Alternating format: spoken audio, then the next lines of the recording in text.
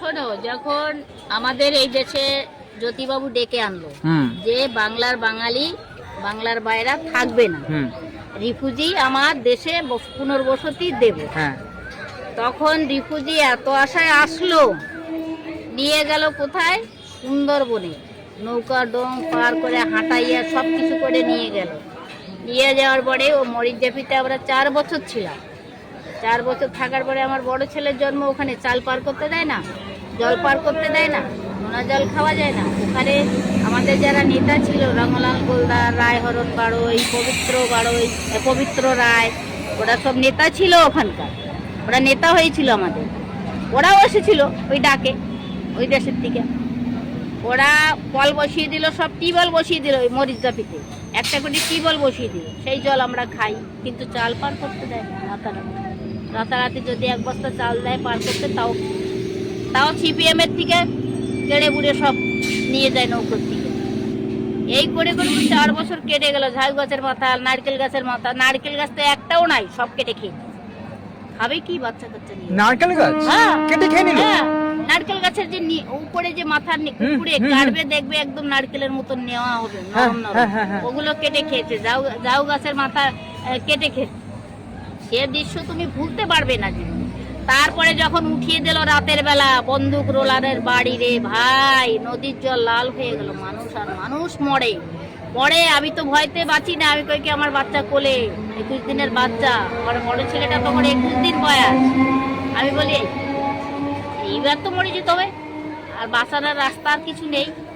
লঞ্চে তুলতেছে, এরকম লাথি মেরে মেরে তুলতেছে, বন্দুকের বার দিয়ে গুঁতো মেরে মেরে তুলতেছে লঞ্চে। এইভাবে মানুষকে জ্যোতিবাবু এই দেশে আনলো। তখন আবার কি করলো? ইন্দিরা গান্ধী ডেকে এনে তার হাতে তুলে দিল। কেন দিয়েছিল? কেন দিলি? কেন মারলি এগুলো? সেই সময় একবার ভাবলি না যে এই রিফিউজি বাংলাদেশটা তারা খেয়ে এসে তারা ক্যাম্পে গেছে, তারা ক্যাম্পে যা হোক খাচ্ছিল, তাদের ডেকে এনে আবার তুইও মারে দিলি তাদের? হ্যাঁ, তোর তো এই জিনিসটা ভাবা উচিত ছিল। একবার তুই ভাবলি না? তুই তো রাজত্ব চালালি। কি রাজত্ব চালাই গেছিস? তোর নামে তো আমি সবসময় নিন্দা করি। আমি ওর নামে সবসময় নিন্দা করি, জ্যোতিবাবুর নামে।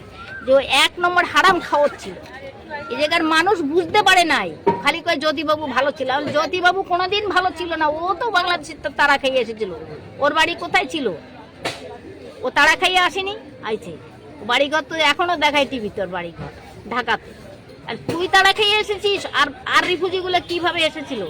তাও আর তুই রিফিউজিদের বেঁচে দিলি কেন? ইন্দিরা গান্ধীর কাছে ডেকে এনে কেন বেঁচে দিলি? তার সাথে সত্য করে কেন দিলি তার হাতে তুলে? সে নিয়ে তো জঙ্গলের মধ্যে এখানে সেখানে পুনর্বসতি দিয়েছিল, রিফিউজিরা ভালোই করে ফেলেছিল। সেখান থেকে ডেকে এনে তাদের এই কারণ করলি। করলি। তারপরে যারা এখানে যাই, 2-1টা পরিবার হয়তো রয়ে গেছে, যেমন আমরা রয়ে গেছি। আমরা ও দেশে যাইনি। আমি তো উড়িষ্যা, আমার শ্বশুরবাড়ি পুনর্বসতি পেয়েছি, ওখানে আমি যাইনি। বাপের বাড়ি অন্ধ্রপ্রদেশ, আমি যাইনি। তারপরে এখানে রয়েছে, এখানে যখন জায়গা দেয়, যে সমস্ত জায়গা দিয়েছে না, তখন আমি গেছিলাম। যে আমার ননদ নিয়ে গেছিল জায়গার জন্য, যে আমার ভাই বউটা তো কেবল এসেছে, ও তো এসব বোঝে না কিছু পার্টিগত ব্যাপারে। এই যে এত জায়গা দেওয়া হচ্ছে, যাক ওকে একটু জায়গা দেওয়া যায়। দিল না তখন জায়গা, আচ্ছা দিল না। আমি তখন আমার ননদকে বললাম, দিদি কিসের জায়গা, কেমন জায়গা, কার জায়গা দেবে? ওই কেন এই যে সব বসাচ্ছে, এই যে সব দখলি জায়গাগুলো যে দিচ্ছে, বসাচ্ছে সব, এইগুলো বসাইয়া তোমাকেও দেবে, একটু 2 কাঠা দেয়, ভালো কথা।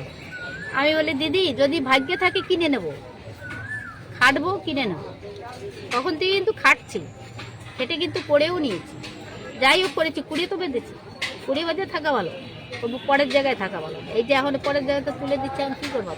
কিছু করবো না। আচ্ছা দিদা, আমি এটা শুনেছিলাম যে ওই মরিচঝাপির সময় জলে নাকি বিষ মিশিয়ে দিয়েছিল।